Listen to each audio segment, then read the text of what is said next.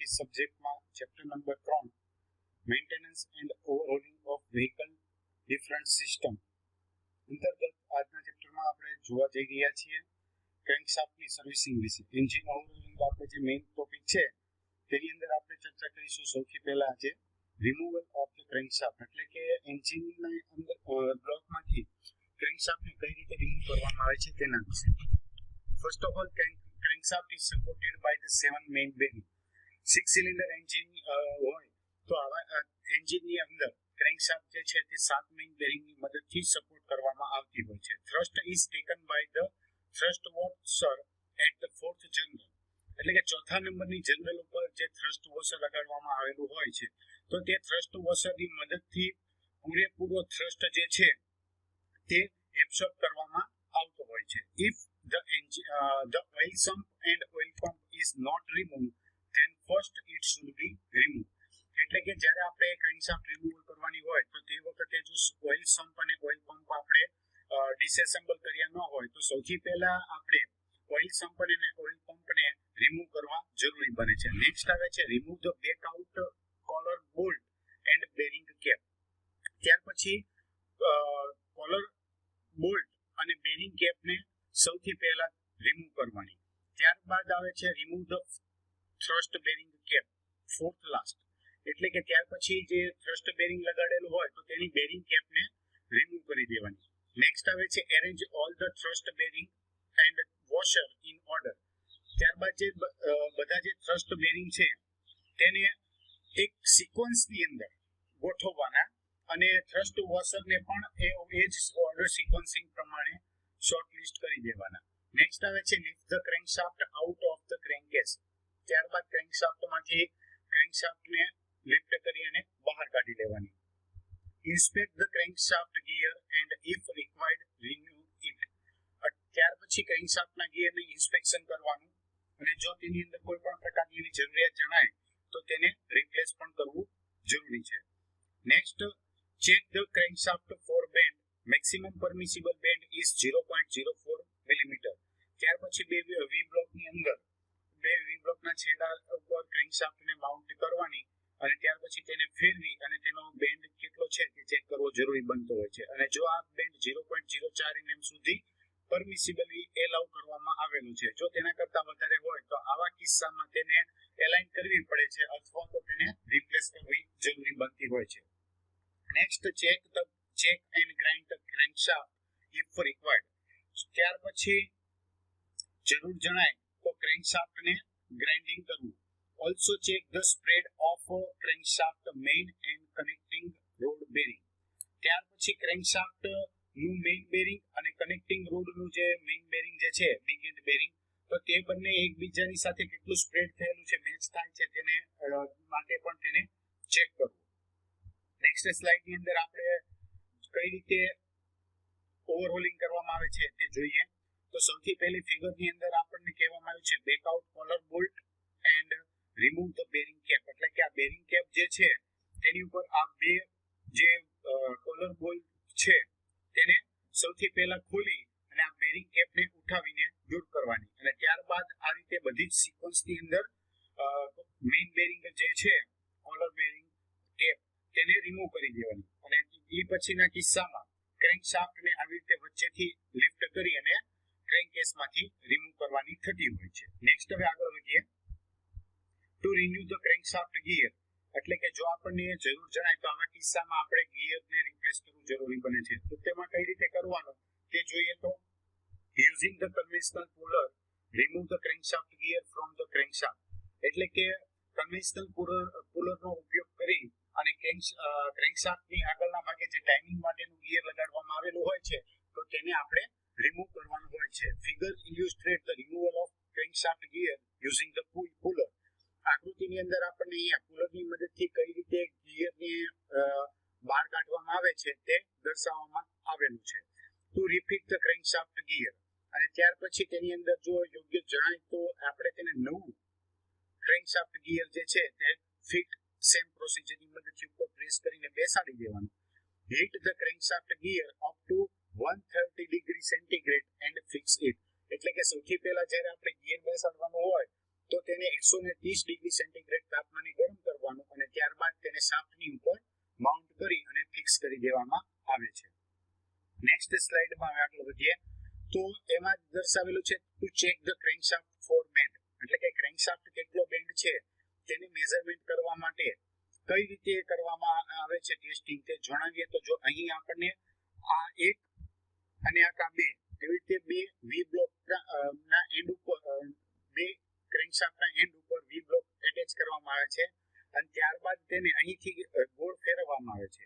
અને ગોળ ફેરવતા જો અહીં 0.04 mm કરતા વધારે તેમાં ઘસારો અથવા તો બેન્ડેજ જણાય તો આવા કિસ્સામાં તેની અંદર ગ્રાઇન્ડિંગ કે એ કોઈ પણ પ્રોસેસ જે થતી હોય છે તો તે કરવી પડતી જરૂરી બને છે. એટલે આ રીતે ક્રેન્કશાફ્ટને બેન્ડિંગ માટે ડાયલ ગેજની મદદથી ચેક કરવામાં આવતું હોય છે. નેક્સ્ટ હવે આગળ જોઈએ procedure for measuring of crankshaft bend, એટલે કે હવે કઈ રીતે બેન્ડ કરવાની પ્રોસેસ બેન્ડને ચેક કરવો તો તેના માટેની પ્રોસેસ અહીં આપવામાં આવી છે.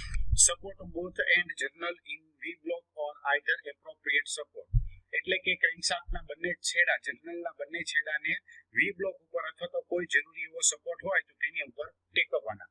Apply a dial gauge to the centre of journal bearing surface, ત્યારબાદ જર્નલ બેરિંગના સરફેસના સેન્ટર ઉપર ડાયલ ગેજને લગાડવાનો.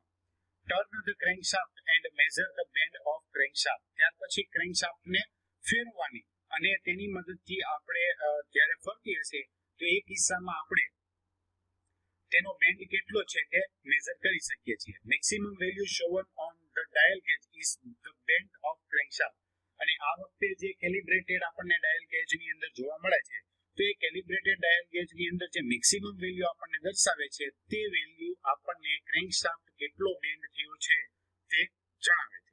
If the bend is beyond the prescribed limit, then strengthen it using the hydraulic press, or it is beyond the maximum permissible limit, replace the crankshaft. ત્યાર પછી આપણને જો અહીંયા આપણને ક્રેન્કશાફ્ટનો બેન્ડ જે છે તે તેની પ્રિસ્ક્રાઇબ લિમિટની અંદર હોય તો આવા કિસ્સામાં તેને હાઇડ્રોલિક પ્રેસની મદદથી સીધો કરવામાં આવે છે. અથવા તો જો ક્રેન્કશાફ્ટનો બેન્ડ તેની મેક્સિમમ પરમિસિબલ લિમિટ કરતા વધી ગયું હોય તો આવા કિસ્સામાં તેનો ક્રેન્કશાફ્ટને રિપ્લેસ કરવી પડે છે.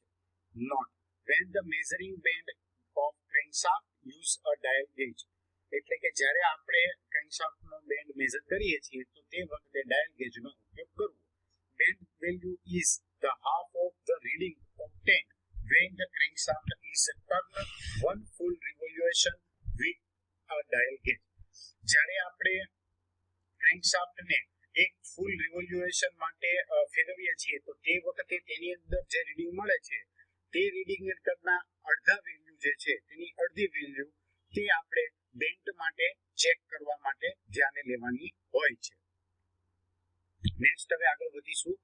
To renew the crankshaft main and connecting rod bearing and check the main and connecting rod bearing, એટલે કે કનેક્ટિંગ રોડનું જે બિગ એન્ડ છે તેના બેરિંગ ઉપર જે કેપ લગાડવામાં આવી છે તેના બેરિંગને કઈ રીતે ચેક કરવામાં આવે છે અને ક્રેન્કશાફ્ટના મેઇન બેરિંગને કઈ રીતે ચેક કરવામાં આવે છે તો તેના વિશે જોઈએ.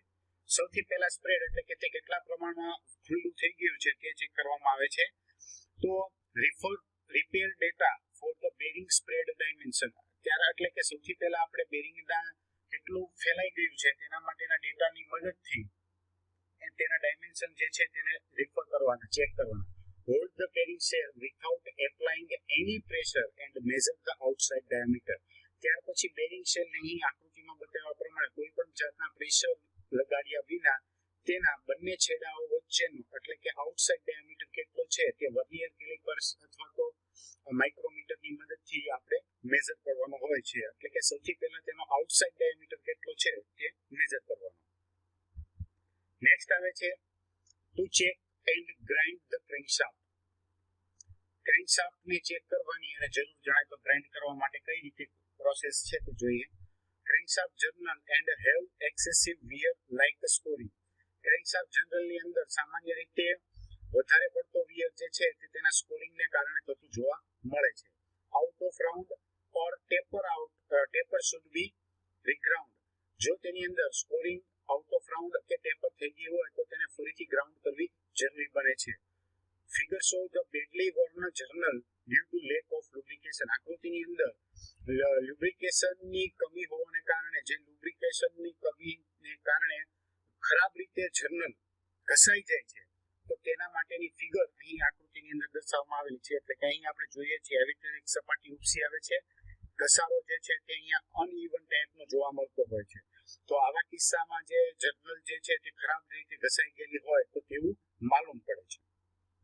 નેક્સ્ટ હવે આગળ વધીએ. Procedure for the grinding the crankshaft. હવે ક્રેન્કશાફ્ટને ગ્રાઇન્ડિંગ કરવાની પ્રોસિજર છે તે જોઈએ. Both crankshaft end are placed in the rotating head of one type crankshaft grinder. ક્રેન્કશાફ્ટના બંને છેડાને રોટેટિંગ હેડ ટાઈપના છેડા ઉપર છેડાવાળા વન સાઇડ ક્રેન્કશાફ્ટ ગ્રાઇન્ડર ઉપર ટેકવવાના. The main bearing general are ground on the center line of the crankshaft.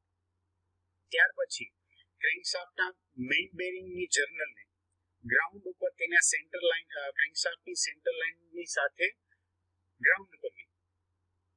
Next આવે છે crankshaft is then offset in two rotating head just enough to make the crankshaft main bearing journal center line rotate around the center line of the crank.